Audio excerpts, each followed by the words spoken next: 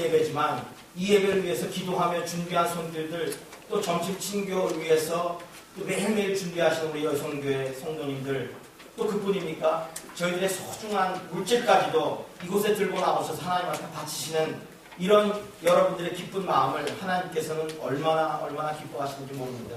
제가 이런 말씀을 드릴 자격이 있는지는 모르지만 정말로 감사를 드립니다.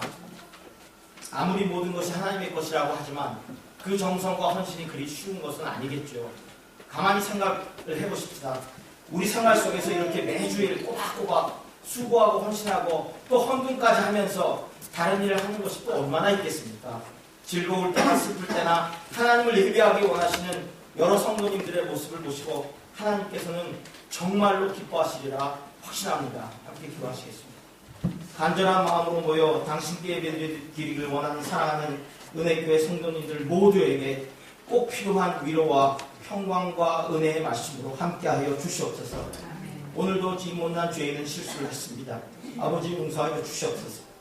부족한 것은 다 가려주시고 이 귀한 시간을 복되게 인도하실 줄 믿사옵고 예수님 이름으로 기도했습니다. 아멘. 저희가 비록 세상에 살면서 하나님 말씀대로 산다고는 다 알고 있지만 주어진 상황 속에서 그렇게 되지 못해서 하지만 최선을 다해서 저희는 주님을 섬기기 위해 살아왔던 것으로 여러분들 다 생각하실 겁니다.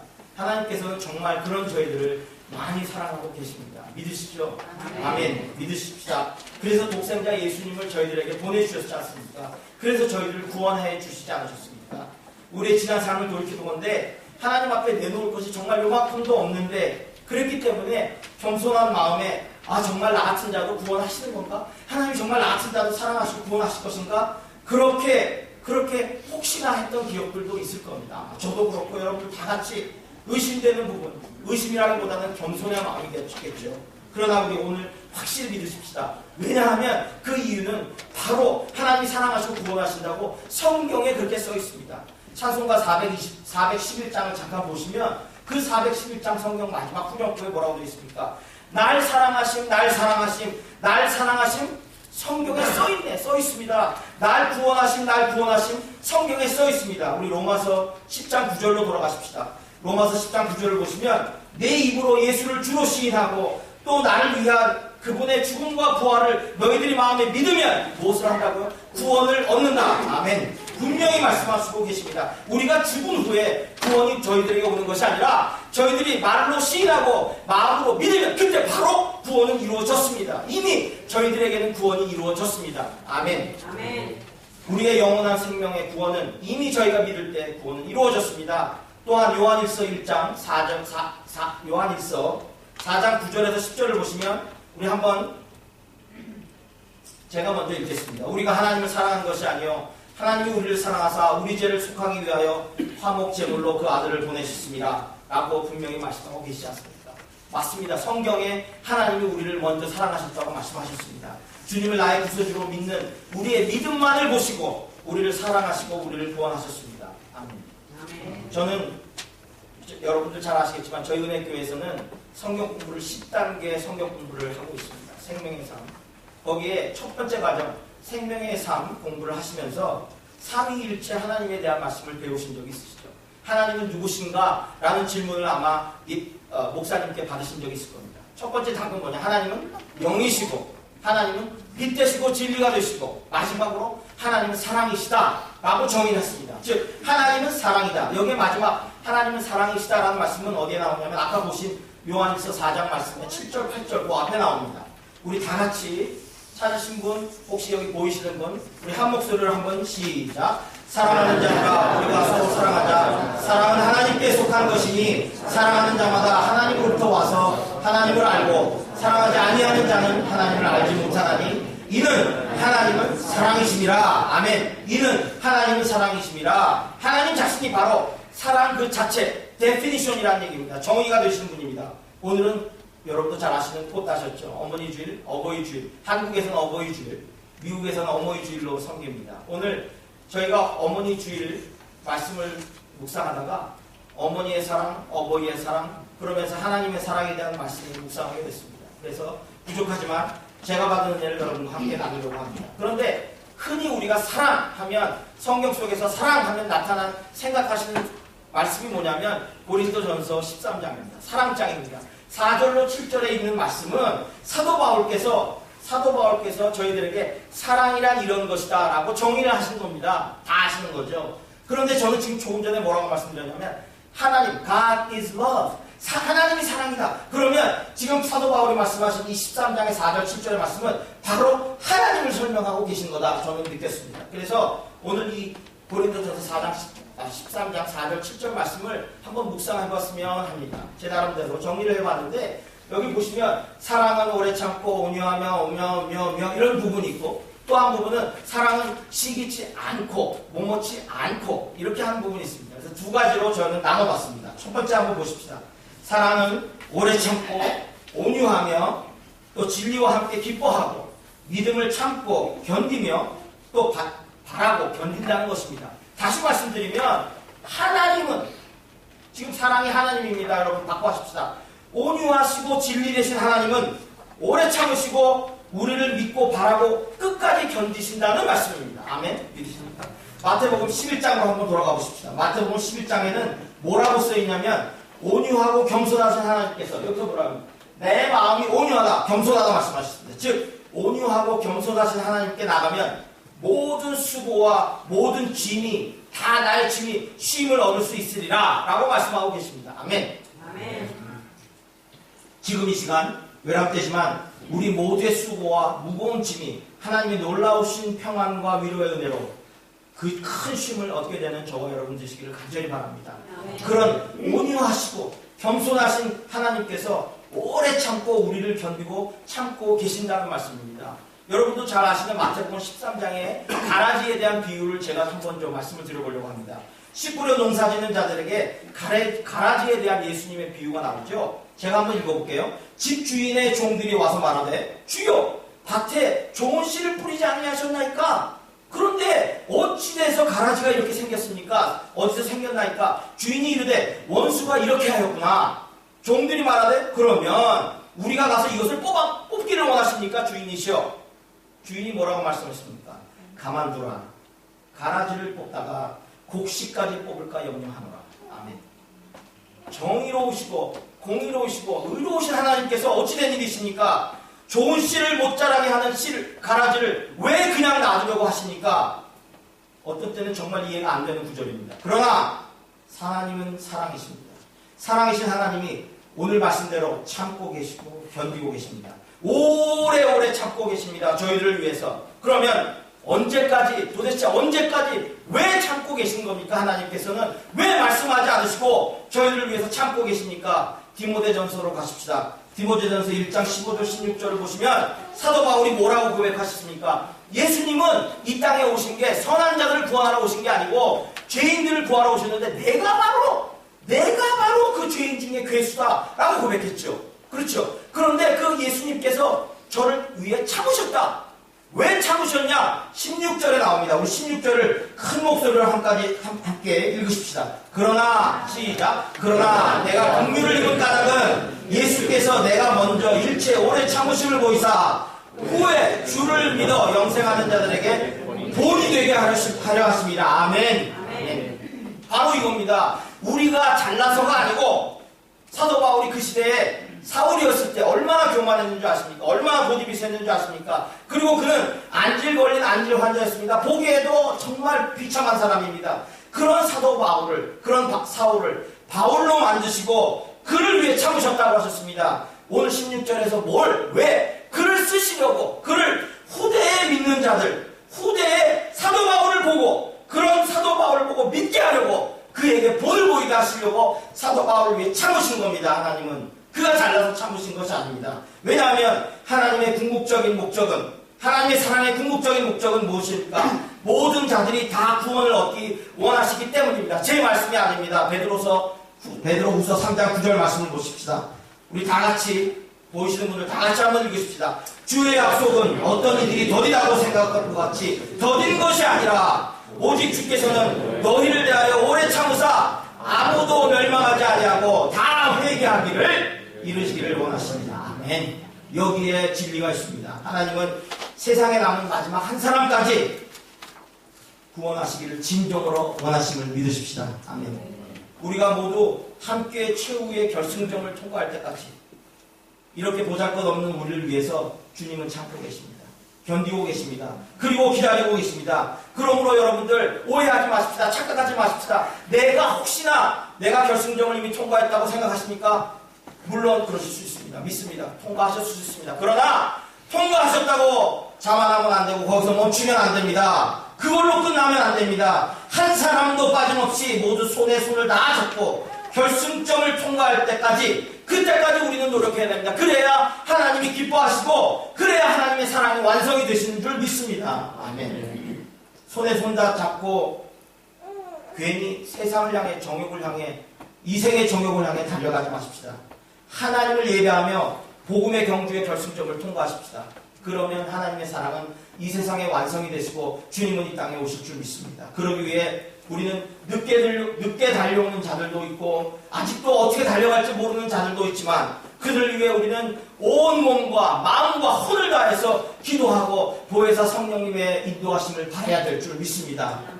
둘째로 하나님 사랑은 시기하지도 않으시고 자랑하지도 않으시고 교만하지도 않으시고 무례하지도 않으시고 물론 당신의 유익을 구하지도 않으시고 성내지 아니하시는 그런 사랑입니다. 하나님의 사랑은 정말 그 놀라우신 분이 겸손하시게 저희들에게 다가오시는 사랑입니다. 그분의 사랑은 정말로 저희가 상상할 수 없는 그런 아가페적인 사랑입니다. 저는 여기서 오늘 잠깐 부모님의 사랑을 생각했습니다. 이 세상에서 하나님의 사랑과 가장 비슷한 사랑을 베푸는 사람이 있습니다. 누구십니까? 바로 저희들이에요. 왜? 저희들이 딴 포지션에 있을 때는 안 그러는데 부모라는 포지션에만 가면 전부 다 바뀝니다. 믿으십니까? 왜 그런지 몰라요. 부부지간에 그렇게 사랑을 나누십니까, 여러분들? 아멘. 아멘. 그런데 그 부부지간에도 서로 싸웁니다. 너가 잘났다, 내가 잘났다. 그렇죠. 저희도 매일 싸웁니다. 그런데 우리가 부모라는 포지션에 딱 들어가기만 하면 어느새 부부지간에 싸웠던 것은 다 지나갑니다. 애를 위해서 둘이서 붙잡고 기도까지 합니다. 평소에는 기도하라고 내가 왜 기도를 해? 그러고 돌아섭니다.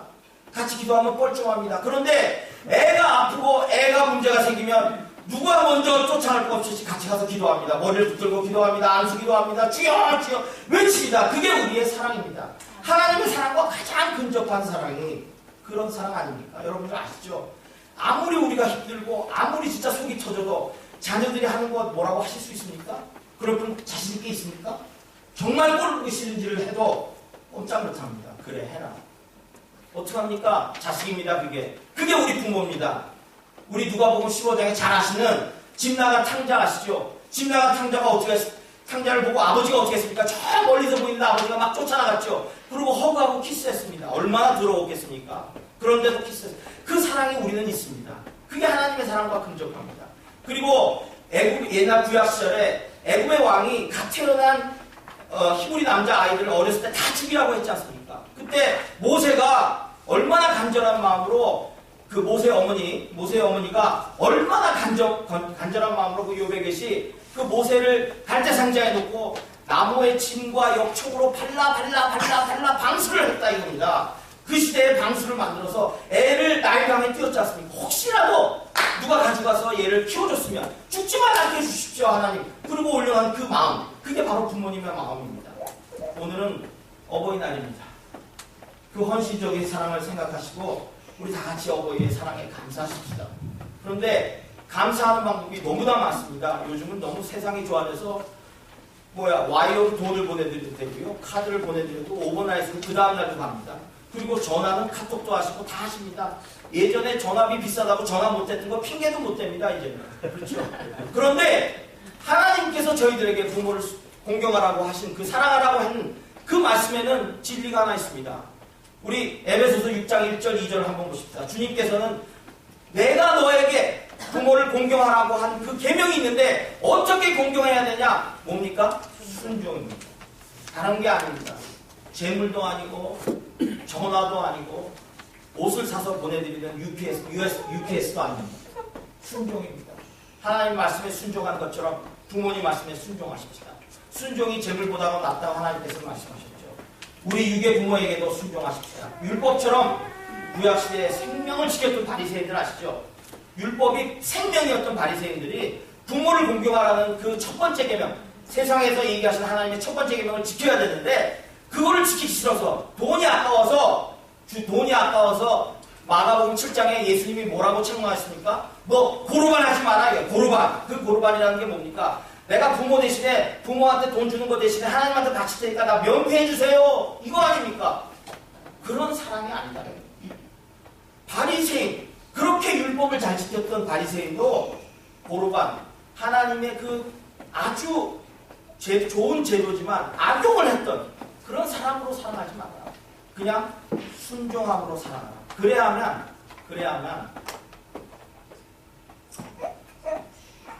하나님이 기뻐하시는 부모님 공경이 됩니다.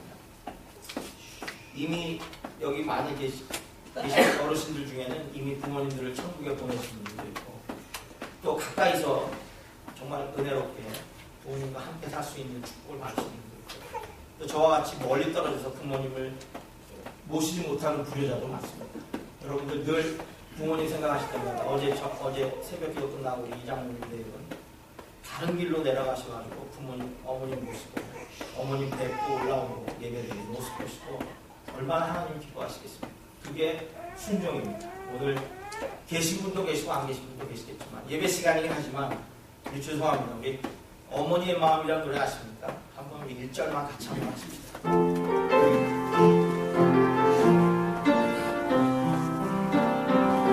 나실 때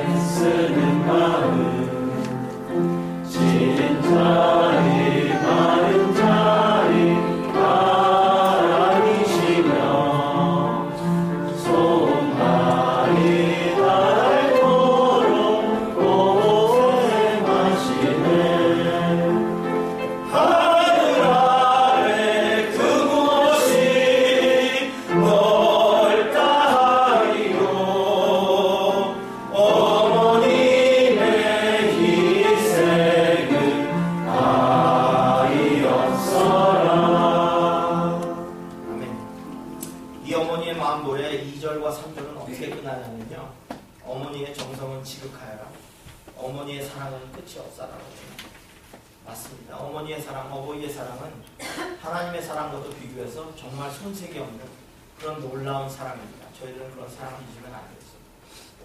그런데 정말 외람되게도 저는 오늘 그 말씀을 드리려고 올라온 것이 아닙니다.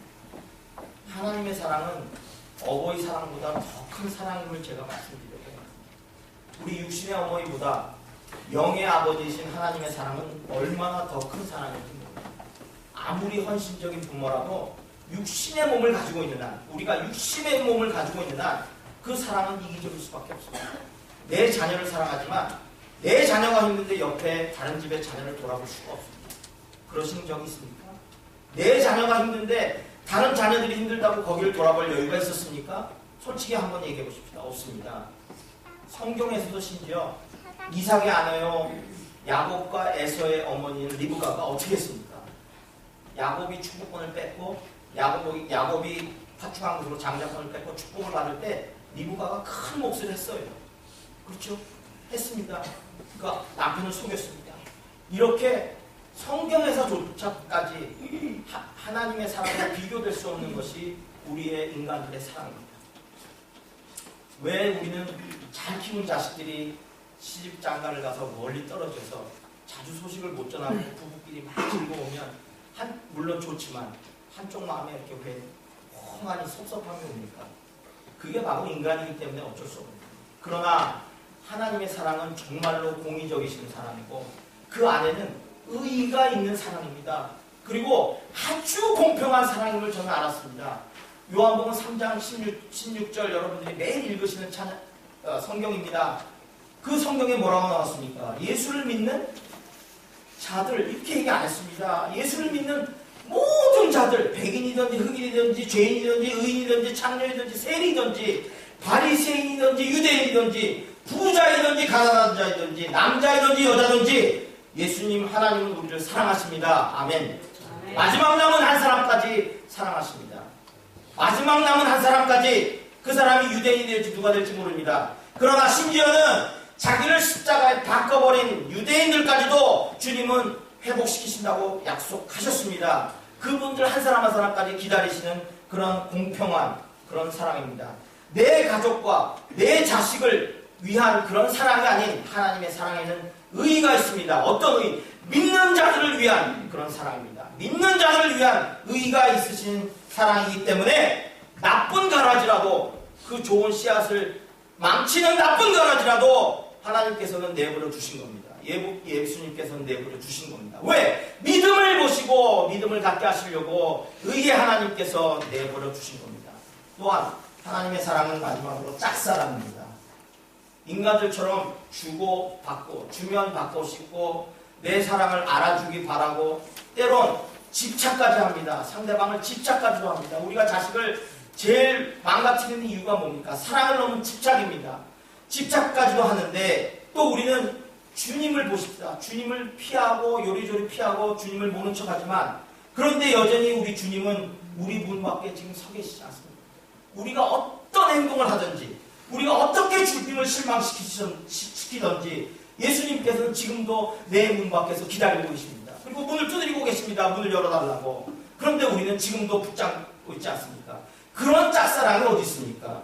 여러분들 애인을 사귀면서 10번 찍어 안 넘어간 없다 그랬지, 10,000번 찍어 안 넘어간 나무 있다는 말 들으셨습니까? 10번입니다. 10번. 10번 찍었다가 안 그러면 안 됩니다. 하나님 영원히 기다리고 계십니다. 아멘. 아멘. 하나님은, 어떤 신학자가 이런 말씀을 했습니다. 하나님의 사랑은 정말 위대하신데 그 중에 가장 위대한 사랑은 뭐냐? 우리에게 자유의지를 주신 사랑입니다. 아멘. 우리에게 판단하고, 아까 말씀하셨죠, 오래 참고 견디고 바라고 기다린다고 하신 게 뭡니까?